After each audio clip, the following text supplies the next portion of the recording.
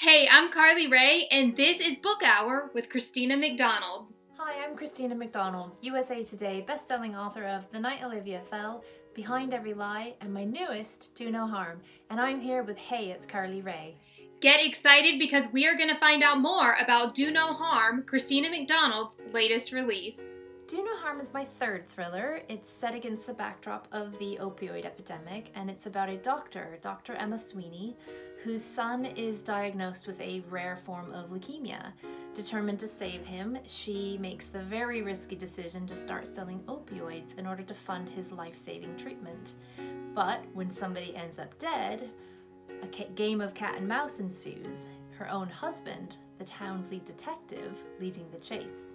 And she has to ask herself if the ends ever justify the means, even for a desperate mother. My writing process is very messy. I don't outline in any way, I do not plot in any way.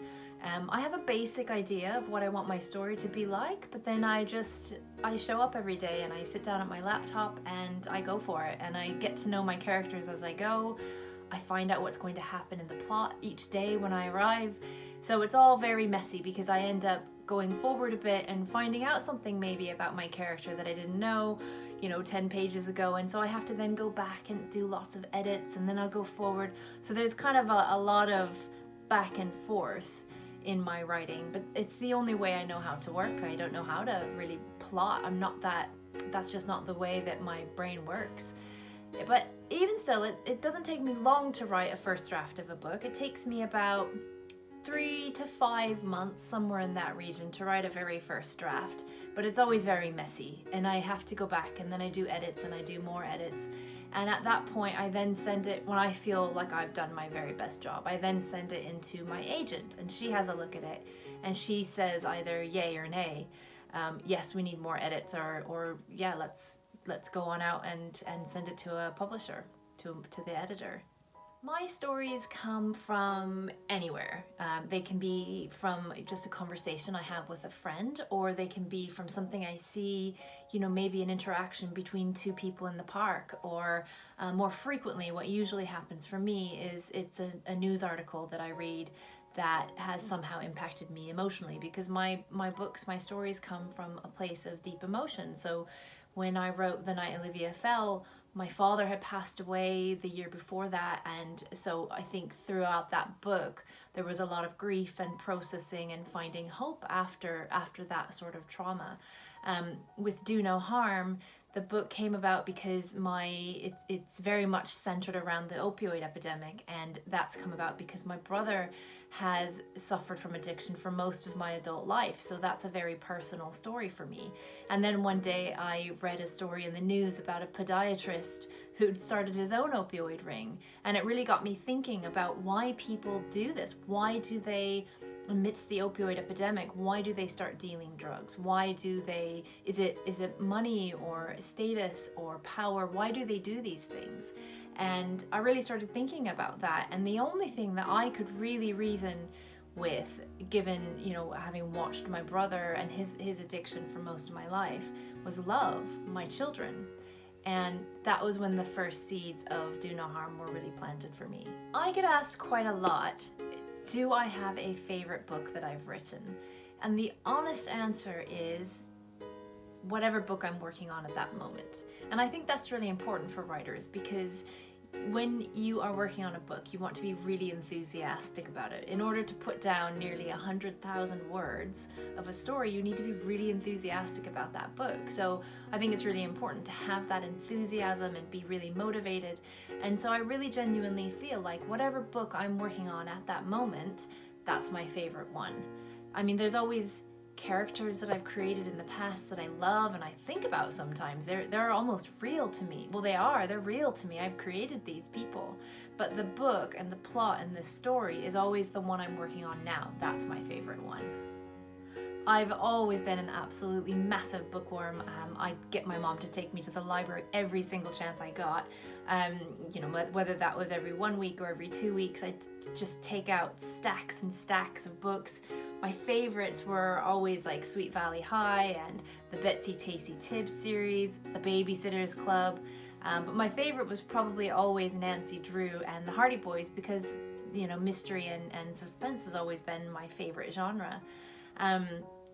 When I was about 10 years old, our house caught on fire, and we lived in a motorhome for most of that winter, and it was a really cold winter, and we didn't have any heating, or it was just absolutely freezing, and it was really tiny. So my mom spent most of that winter taking us every evening after school to the library, and it sounds like it should be this really horrible experience, but actually it's a really great memory, because I got to spend hours inside of a library just reading books, and I think that is when it really cemented in my mind that I wanted to be a writer ever since I was a kid.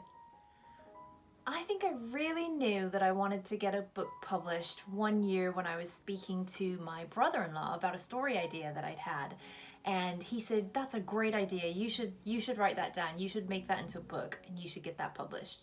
And I was like, I should. And I decided to make a New Year's resolution, which I never do.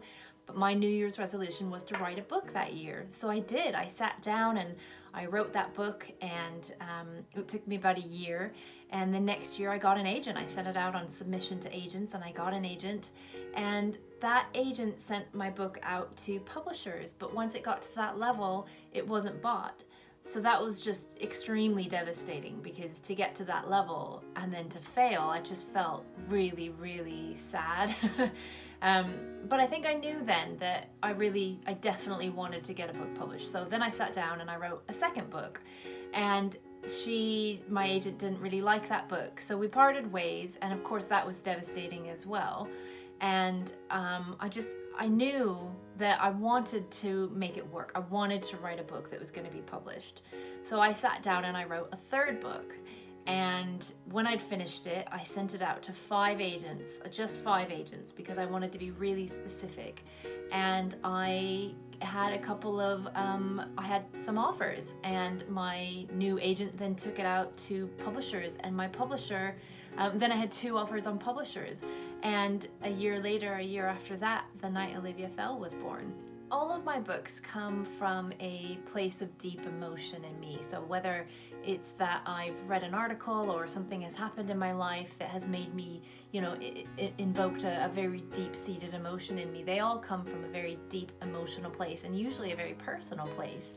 So I hope that when readers get their hands on my books, that it ignites some sort of emotion in them and makes them feel something, as well as makes them maybe think of things in a new way and have a new perspective.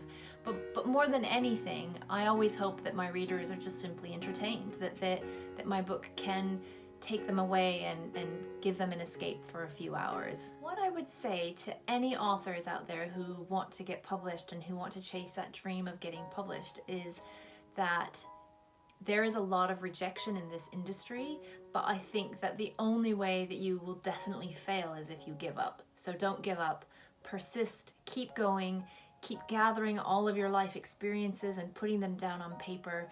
It's so important that you stay motivated in order to succeed, because that rejection can actually fuel your success, and use it and help it propel you to your success.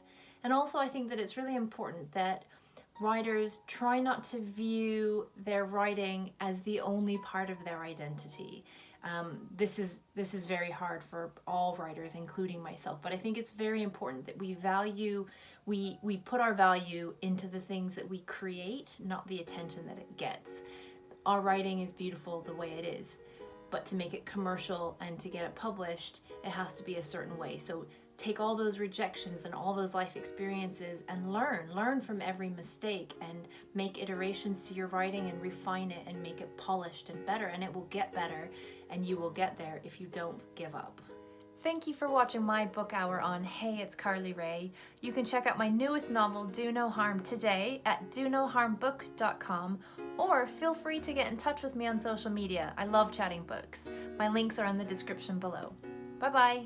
hope you guys enjoyed this episode of Book Hour and hearing all about Christina McDonald's story. It is truly inspiring. You guys can check out more at HeyitsCarlyRae.com. You guys can also follow me on Instagram at HeyitsCarlyRae. You guys can follow me at Tumblr at HeyitsCarlyRae, on Twitter at HeyitsCarlyRae1, on Pinterest at HeyitsCarlyRae, and on Facebook at HeyitsCarlyRae's Book Club or HeyitsCarlyRae.